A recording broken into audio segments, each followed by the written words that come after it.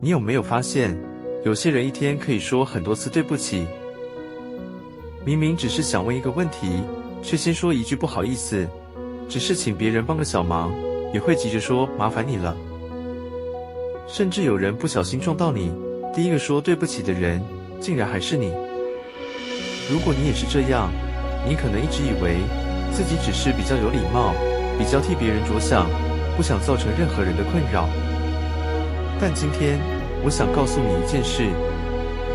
真正让你一直道歉的原因，也许根本不是礼貌，而是害怕。害怕别人生气，害怕别人觉得你很麻烦，害怕因为一句话、一个拒绝，甚至一个小小的失误，就让别人开始不喜欢你。所以，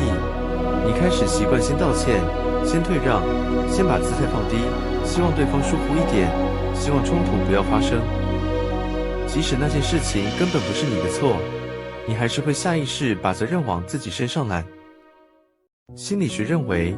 很多人会把道歉变成一种保护自己的方式，因为在过去的经验里，只要先说一句对不起，事情就比较容易结束，对方也比较不容易生气。久而久之，大脑便学会了一件事，只要先道歉，我就是安全的。于是，这句话开始出现在生活的每一个角落。餐点送错了，你说不好意思，回复讯息慢了一点，你急着道歉，甚至当别人情绪不好时，你第一个想到的不是发生了什么，而是不是我做错了什么？你会发现，你道歉的次数早就远远超过真正犯错的次数。而这也是今天这支影片想陪你一起找到的答案。也许你真正害怕的，从来不是犯错，而是害怕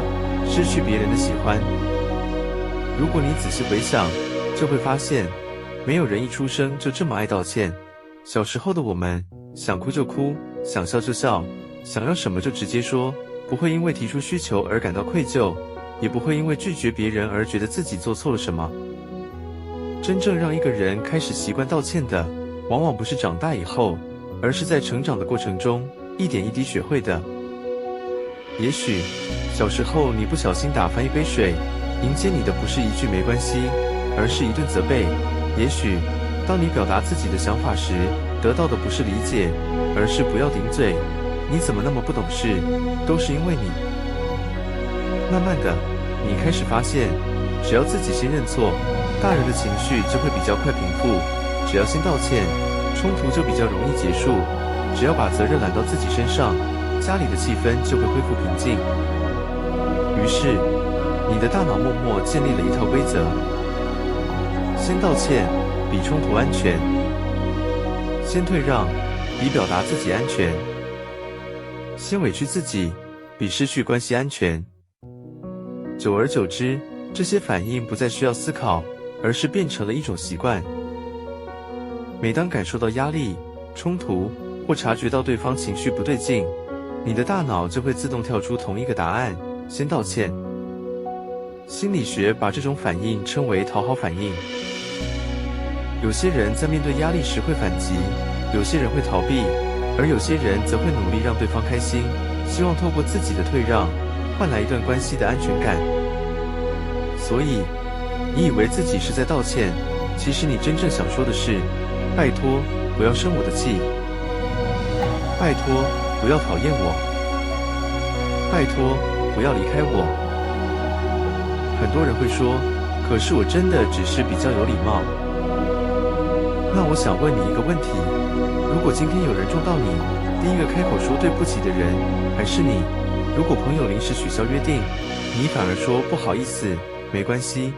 如果主管突然增加工作，你明明很累，却还笑着回答不好意思，我会处理。这真的是礼貌吗？还是因为你的第一个念头不是分辨谁对谁错，而是赶快让气氛恢复平静，不要让任何人因为你而不开心？很多人一辈子都没有发现，自己害怕的不是冲突本身，而是冲突之后，对方可能不再喜欢自己。而这份害怕，才是真正让你一直说对不起的原因。可是，你知道吗？一直道歉，真正失去的，从来不只是几句对不起，它会慢慢改变你看待自己的方式。每一次没有必要的道歉，都像是在告诉自己，我的感受没有那么重要，只要别人舒服就好了。久而久之，你开始把别人的需求放在自己前面，把别人的情绪当成自己的责任，甚至忘了，其实你也有表达需求、拒绝别人、保护自己的权利。很多人就是这样，一开始只是不好意思拒绝，后来变成不好意思麻烦别人，再后来，连提出自己的想法都觉得愧疚。明明工作已经很多了，主管在交办一件事，你还是笑着说，好，我来处理。明明朋友一次又一次爽约，你却反过来说，没关系，是不是我约的不是时候？明明是别人的问题，你却总能找到理由责怪自己。你有没有发现，当一个人习惯道歉久了，他开始相信，只要关系出了问题，一定是自己的错。朋友回讯息变慢了，是不是我说错话了？另一半今天比较安静，是不是我惹他不开心了？同事今天态度冷淡，是不是我做了什么让他不舒服？于是，你开始不断猜测，不断自责，不断修正自己，希望透过改变自己，换来别人的认同。可是，真相往往不是这样。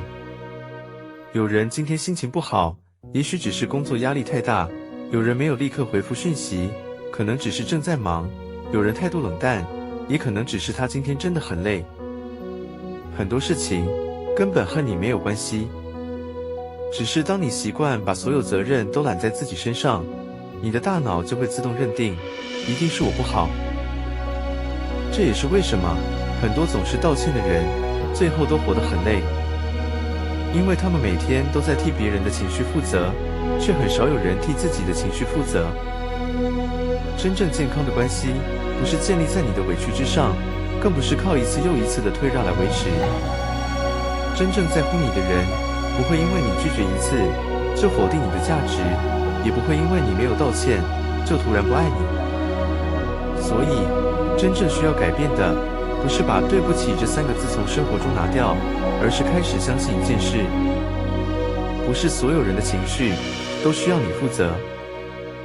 也不是每一段关系都要靠你的委屈才能维持。当你开始明白这件事，你才会发现，原来一直困住你的，从来不是犯错，而是那份害怕被讨厌、害怕失去关系的不安。如果今天的你听到这里，开始想起很多画面，请不要责怪自己，因为一直道歉，从来不是你的错，